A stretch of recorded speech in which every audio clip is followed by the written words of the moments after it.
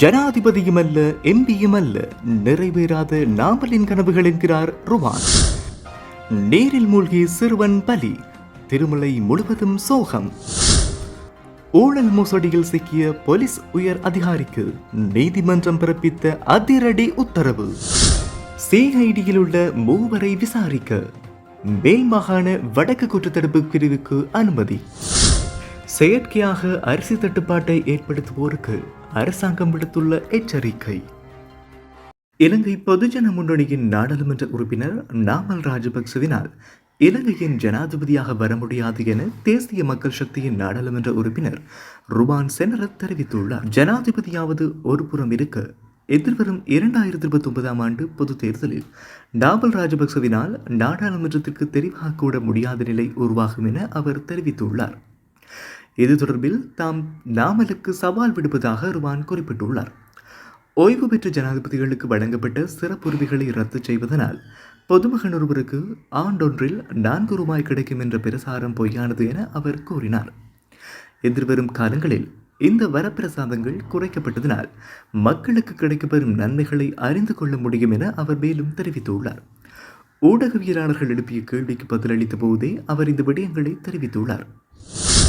Trincomalee Gomarankadawala police பிரிவுக்குட்பட்டு Madawachchi குளத்தில் நீராடச் சென்ற பாடசாலை மாணவர் நீரில் மூழ்கி நேற்று மாலை உயிரிழந்துள்ளதாக போலீசார் தெரிவித்துள்ளனர். இவ்வாறு உயிரிழந்தவர் அதே பகுதியைச் சேர்ந்த பேமரத்னகே உமேஷ் ஆலோக எனவும் தெரிய வந்துள்ளது.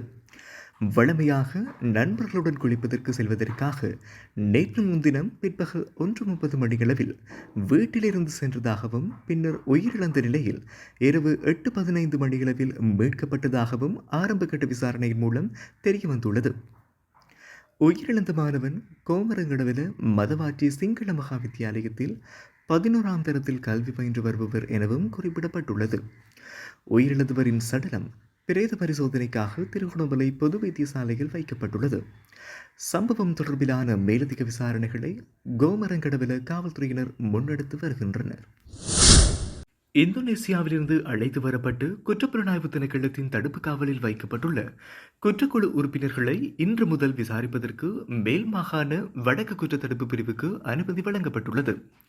கெஹல் பத்ரபத்மி, கமாண்டோ சலிந்த மற்றும் பானந்துரை நிலங்க ஆகியோர் தற்போது குற்றப்புலனாய்வு திணைக்களத்தில் தடுப்பு காவலில் உள்ளனர்.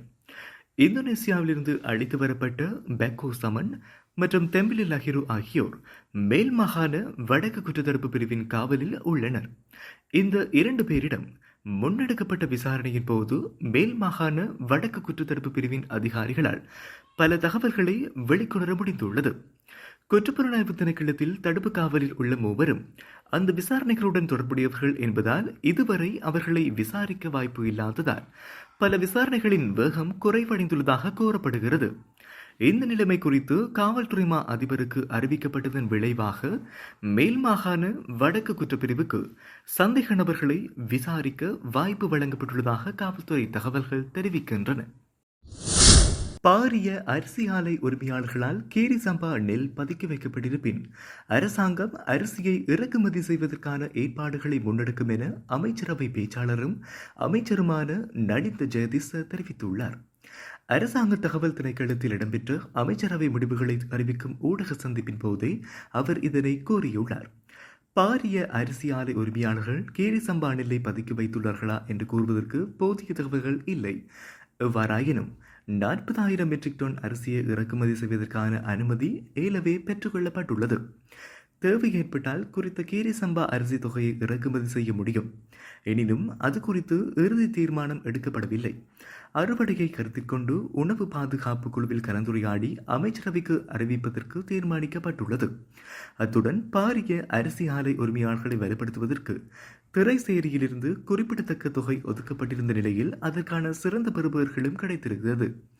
இவ்வாறான நிலையில் அனாவசியமாக அரிசி தட்டுப்பாடு ஏற்படுத்த முயற்சிக்கப்படுமாயின் அரிசியை இறக்குமதி செய்ய முடியும் என்பதுடன் கேரி சம்பா அரிசிக்கு மாற்றீடை கொண்டு வருவது குறித்தும் அனுமதி பெறப்பட்டுள்ளதால் அதற்கு ஏற்பவும் செயல்பட முடியும் என்றும் அமைச்சரவை பேச்சாளரும் அமைச்சருமான நலிந்த ஜெயதிச தெரிவித்துள்ளார். லஞ்ச ஒழிப்பு ஆணைக்குழுவால் கைது செய்யப்பட்டு விளக்கமறியலில் வைக்கப்பட்டு முன்னாள் சிரேஷ்ட போலீஸ் அத்தியட்சகர் சதீஷ் கமகேவை எதிர்வரும் 30ஆம் தேதி வரை மீண்டும் விளக்கமறியலில் வைக்க இன்று கொழும்பு நீதவான் நீதிமன்றம் உத்தரவிட்டுள்ளது. லஞ்ச ஒழிப்பு ஆணைக்குழு அதிகாரிகள் மற்றும் சந்தேக நபரின் சட்டத்தரணிகள் முன்வைத்த வாதங்களை பரிசீலித்த பின்னர் கொழும்பு பிரதம நீதவான் சந்தேக நபரை மீண்டும் விளக்கமறியலில் வைக்குமாறு உத்தரவிட்டார். பல்வேறுபட்ட லஞ்சம் மற்றும் ஊழல் மோசடிகள் தொடர்பில் லஞ்சம் மற்றும் ஊழல் ஆணைக்குழுவால் அவர் அண்மையில் கைது செய்யப்பட்டிருந்தமை குறிப்பிடத்தக்கது.